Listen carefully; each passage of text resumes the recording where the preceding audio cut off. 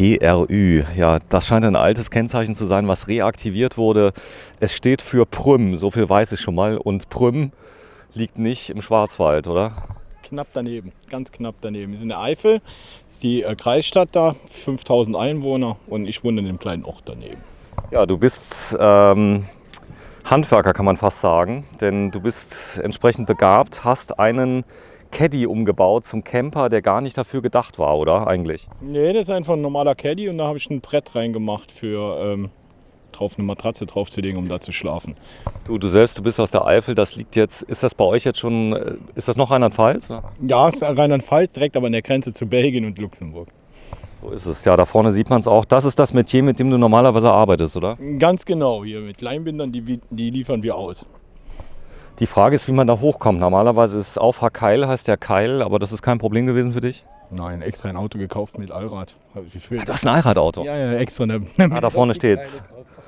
4Motion. So, wir fangen mal an, direkt mal von ganz hinten, dass wir das mal zeigen, denn ganz viele Leute interessiert ja, wie baue ich einen Caddy um, der überhaupt nicht zum Camper gedacht war, mit wenig Aufwand. Du hast es mal durchgerechnet, wir reden hier über 200-300 Euro, die du investiert hast und man schläft wie Bolle. Man muss dazu sagen, du hast früher gerne mit Lego gespielt, oder? Lego, nicht Duplo. Duplo, ja. So, ich zeig mal gerade was, denn der sieht so ganz normal aus, der Caddy. Du hast mir auch gesagt, ihr wollt demnächst nach Paris und da will man unauffällig sein. Die Leimholzbinder, die verfolgen dich überall, oder? Ja, die sind auch wie gemacht dafür, weil die haben genau 32 cm Höhe und das ist genauso hoch wie der Sitz, wenn der umgeklappt ist. Und entweder kann man das Brett auf die umgeklappten Sitze oder so verwenden, wenn man mehr Stauraum will. So, da ist das Bett drin. Ist das groß genug? Ja, super. Okay. 1,10 Meter mal 1,90 Meter. 1,10 Meter mal 1,90 Meter. Das heißt, du hast deine Freundin dabei, ihr liebt euch? Ja, sonst geht nicht. Also, das ist ganz big Amore, ganz großes Kino. Ne? So, jetzt gucke ich mal gerade rein. Ist doch schon groß, oder? Ja, ich finde ja. Also für mich ist das ausreichend. Ich wollte eigentlich, früher war der Plan gewesen, damit ich schnell irgendwo hinfahren kann zum Wandern, aber das Wandern habe ich wieder sein gelassen.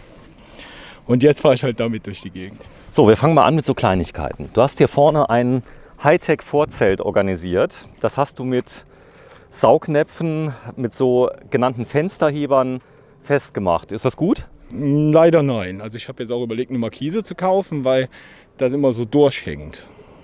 Das hängt immer so ein bisschen durch. Das heißt, du hast die Zeltstangen dann besorgt. Du bist noch nicht so lange Camper, oder? Nee, quasi erstes Jahr. Hast einiges investiert. Hinten hast du den Fahrradgepäckträger dann direkt mal missbraucht zum Trocknen von Handtüchern. Wenn du mal kurz aufmachst, es gibt noch einen weiteren Trick. Wie kriegt man eine Klappe dauerhaft auf, wenn ein Fahrradgepäckträger drauf ist und man nicht die verstärkten Federn dran hat? Zeig mal.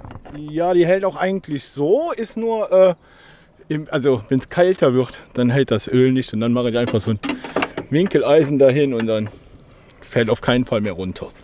So einfache Lösung. Ja, du hast aber dann doch was speziell gekauft. Das war, glaube ich, die größte Investition, was du hattest, gell? Ja, die kosten über 400 Euro, die Taschen. Ist das gut mit den Taschen? Super. Also da kriegt man für 2 Wochen quasi alles rein. So Taschen da vorne, das ist auch noch was festgemacht, was du vorne festgemacht hast. Da ist ein Vorhang mit dabei, denn keiner möchte ja sich direkt auf die Nase gucken lassen, oder nachts? Nee, leider. Also bis 25 war das mir egal, jetzt nicht mehr. So, du bist knapp über 40, so viel kann man verraten. Hier unten sind Boxen mit drin. Ja, wenn du mir mal kurz beschreibst, wie du das Ganze jetzt gebaut hast. Ja, das ist einfach eine Siebdruckplatte.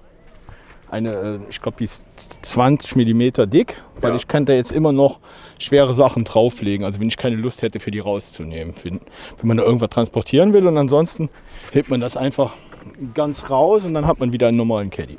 Normalen Caddy. Das Ganze hast du dir zugeschnitten vorher? Ja, das habe ich mit dem Baumarkt machen gelassen. Ach so, die haben das direkt gemacht? Ja, die schneiden das also auf Maß zu. Okay, das heißt, du sagst, ich habe jetzt hier ein VW, ein Caddy, Nee, Baujahr 1900. Nee, man muss einfach messen und dann schneiden die das einem. Also die obere Platte ist halt 1,10 Meter mal 1,80 Meter lang und dann die unteren Teile sind halt 32 Zentimetern hoch, wegen den umgeklappten Sitzen. Die geben die Höhe vor. Ach, die geben die Höhe vor. Wenn ich das mal ganz kurz zeige, für dich jetzt die Höhe. Ich zeige das mal gerade, wie du das gemacht hast. Die umgeklappten Sitze sind unten drunter, oder wie? Ja, die wären normalerweise jetzt hier. Die kann man ja einfach rausheben und dann hat man ja viel mehr Stauraum hier rüber. Ah, okay. Normalerweise, wenn die Sitze umgeklappt werden, kann man hier jetzt nichts mehr hinlegen. Dann sind die Sitze ja da. So, das heißt, die Markise kommt eventuell, aber es geht eigentlich jetzt mit dem mit dem Vorzelt? Geht, aber ist halt sehr provisorisch. Also ist nicht, wie ich mir das vorstelle. So, dann gehen wir mal auf die andere Seite. Du hast dann nochmal investiert in ein kleines Vorzelt. Man sieht, du bist auch Kunde eines großen Marktes, Ja. den es irgendwie weltweit gibt. Ja, ich glaube schon. Also hier Decathlon hat halt die billigen Sportsachen so. Ja. Aber die sind eigentlich ganz gut, die Klappstühle. Ich wüsste jetzt nicht, ob teurere bequemer wären. So, ich zeige das mal gerade. Stechmücken, das große Thema. Das Problem habt ihr nicht. Ihr könnt das Vorzelt aufmachen, könnt alles zumachen dann. Nachts ist offen? Ne, wir machen nachts also die Plane darunter. Und hinten ist dann offen nachts oder macht ihr Ja, zu? hier ist das steht 5 cm raus. Zeig mal. Durch die Halterung hier. Achso, die war dabei oder wie? Nee, die habe ich mir gekauft. Gibt's da Zubehör? Ja, gibt es einfach im Internet zu bestellen für ein paar Euro. Okay, das heißt, wenn du die mal zumachst, dass man das mal sieht, das heißt, es bleibt dann offen, da kommen keine Stechmücken mehr durch oder geht's? Doch, Stechmücken schon, aber es gibt viele, die machen da auch Achso, Einbruch auch. Das heißt, die machen ja, auf, kann man nicht mehr, ist jetzt zugemacht. zu ist zu. Zu ist zu. So, hier ist das Vorzelt, da kannst du dann reingehen. Gut, jetzt sind wir hier im kleinen Sandkasten, das ist natürlich schwer, dann immer alles proper zu halten. Aber das Wichtigste, ich habe den gleichen Grill, den gibt es glaube ich in 500 Ausführungen. Ja. Du hast die Version wahrscheinlich für 23 € gekauft. Ich glaube noch weniger. Noch weniger. Den Da- habe ich damals im LKW schon gehabt und dann habe ich den einfach mit da raus. Der ist aber saugut, oder? Ich finde den top. Also ich glaube auch nicht, dass einer, der 50 € kostet, besser ist. Wenn du mal kurz rechts an der Seite aufmachst, da sieht man es nämlich, da ist eine Gaskartusche dran. Die gibt es auch bei Amazon zu bestellen. Die Gaskartuschen übrigens, ich sehe schon, du hast denselben Lieferanten fast gehabt wie ich. Die gibt es, wenn man die im Internet bestellt, sogar für 1 oder 2 € Stück. Das ist gar nicht so teuer. 18 Stück 15 €. 18 Stück 15 €. Es geht immer noch billiger. So, das Schränkchen von Berger, das hat sich bewährt. Ja, das erste Mal auch. Also Zelt und das Schränkchen ist jetzt erster Einsatz. So, die Kühlbox mit 230 Volt Adapter hast du mit dran gemacht. Der steht Das normalerweise hinten im Auto. heißt, da ist, wenn du mal kurz aufmachst, ich will mal sehen, was drin ist. Oh, das ist leer. Nee. So, da sind die Eier drin, da ist die Cola drin. Eine geplatzte Cola, Eine geplatzte Cola. sehe ich gerade. Oh, ist aber nicht so schlimm, oder? Die Kalorien habe ich gespart. Die Kalorien, das ist eh ohne Zucker, wie ich sehe. Das ist gut hier mit der Kühlbox. Ja, ganz top. Das Wasser ist mit dabei. Mal lebt aber so ein klein wenig am Boden, oder? Hier. Ja, ist halt Camping. Ne? So, haben wir hier vorne mit dabei.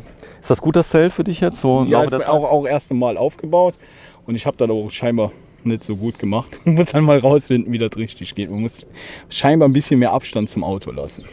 Scheinbar ein bisschen mehr Abstand zum Auto lassen. Dann hat man eine größere Schleuse und dann kann man das Zelt wohl auch alleine stehen lassen, wenn man wegfahren will. Ja, das steht so jetzt nicht alleine, oder wie? Ich glaube nein.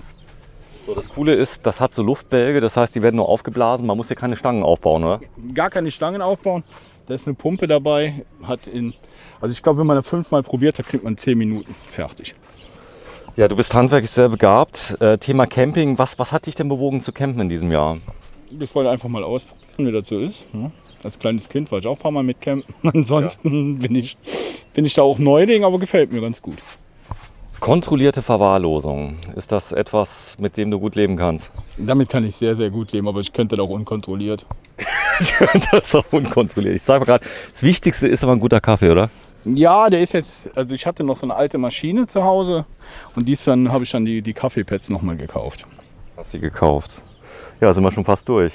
Das heißt, Camping direkt an der Côte d'Azur. So ist es nämlich in Südfrankreich. Ist es gut in Südfrankreich? Schön? Ja, Südfrankreich gefällt mir ausgesprochen gut. Ich war als kleines Kind schon öfter hier.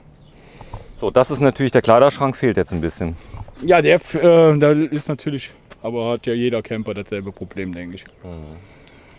Ja, lange Rede, kurzer Sinn. Da ist es, der VW Caddy, Baujahr. Was für ein Baujahr ist das? Ja, ich glaube 2015. Ja, du hast mir erzählt, Vierrad müsste nicht mehr unbedingt sein in Zukunft. Ja, oder? ein verbraucht zu viel Sprit. Okay. Der liegt wie viel Verbrauch? 9 Liter. 9 Liter. Ja, Das ist viel. ja finde ich schon. Für jemand, der Fahrzeuge fährt, mit welchem Schrittverbrauch normalerweise? 30 Liter? Ja, 30, 40 Liter schon, aber LKW. ja, genau. So, dann gehen wir mal raus. Denn ich zeige mal gerade, es gibt was ganz Besonderes. Du hast nicht irgendeinen Platz bekommen. Du hast den Platz bekommen tatsächlich in der zweiten Reihe mit Mehrblick. Und es gibt hier mindestens gefühlte 30 Reihen. Das war dir schon wichtig, oder? Ja, eigentlich wollte ich erste Reihe, aber das sind andere Leute, die haben wohl vorher gebucht. Ich. Zum Beispiel. Aber das ist schon schön. Das heißt, man fällt raus. Ihr wart schon am Meer? Ja, schon oft, klar. Meer oder Pool, was ist dir lieber? Ich gehe lieber in den Pool schwimmen. Warum? Ich finde Wasser ordentlicher. So, und hier vorne sieht man es. Also hier wird ich gucke mal auf die Uhr, es ist 10 nach 11. Hier wird schon kräftig gespielt, oder? Ja, hier ist einiges los. Ich glaube auch, es gibt nicht viele Strände, wo so viel los ist wie hier. Es ist selten, dass hier mal bewölkt ist, oder? Ja, leider heute Morgen. Ich bin extra aufgestanden für den Sonnenaufgang. Alles umsonst. Alles umsonst. Dein Vorname? Michael.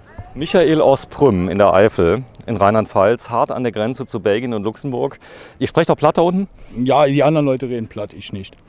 Gott, du hast es verlernt. So, und da vorne steht sich schon dein Baby. Normalerweise gibt man ja Namen für Autos. Hat dein Baby einen Namen? Nein, keinen Namen. Ich habe den Caddy auch nur gekauft, dass ich auch mal außerhalb der Sauna sagen könnte, ich hätte den kleinsten. So, ich lasse das mal stehen, im wahrsten Sinne des Wortes. Vielen Dank aus Prüm. Dein Vorname nochmal? Michael. Michael aus Prüm mit dem VW Caddy mit Prümer Kennzeichen. Die sind aber nicht neu, die Prümer Kennzeichen. Die gab es schon immer? Ne, vor 7 Jahren kamen die ja wieder neu. Da vorne, das ist so, wo wir uns auch kennengelernt haben. Da haben wir nebeneinander gelegen. Und ja, gesamt, er war gar nicht gedacht fürs Camping. Jetzt ist er ein Camper Caddy. Tschüss, Michael. Ja, tschüss.